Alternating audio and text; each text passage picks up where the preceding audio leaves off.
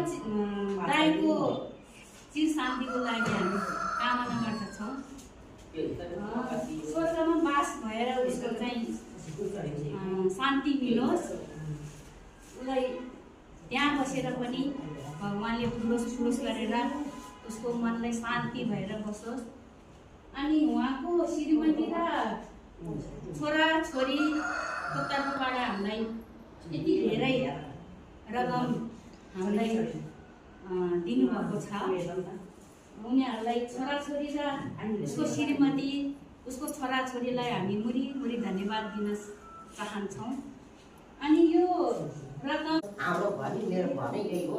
तर यो दाइले पनि यति सहयोग गर्यो होइन, दाइको नाममा पनि धेरै धेरै धन्यवाद छ। मुरी धन्यवाद दिन्छु है।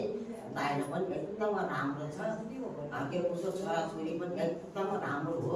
एकदम उच्च हिसाबमा राखिसक्नु पर्छ, त्यो राखिसकेपछि त धन्यवाद। बुढीले अहिले दान दिनुभएको त्यसमा नि धेरै धेरै धन्यवाद। उहाँ दाइले पनि प्रोग्राम बात भएर एकदम सुख शान्ति छ। अनि अब के भन्नु होला।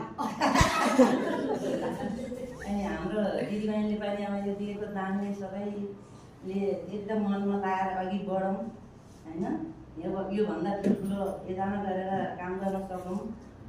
मेरो कुरा त अब धेरै आउँदैन, मेरो दुई शब्द यहीँ नै गरौँ है सधैँ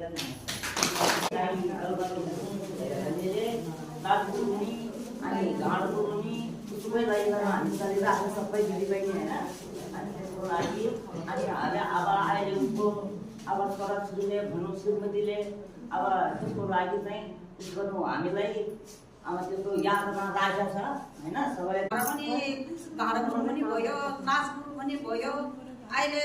अनि त्यसो हुँदा ऊ अहिले स्वर्गमा गयो। अनि त्यसको निम्ति उसको छोराछोरीले अहिले हाम्रो समूहसँग अनि 55,000 अनि 5 सहयोग गर्नुभयो। एकदम धन्यवाद छ।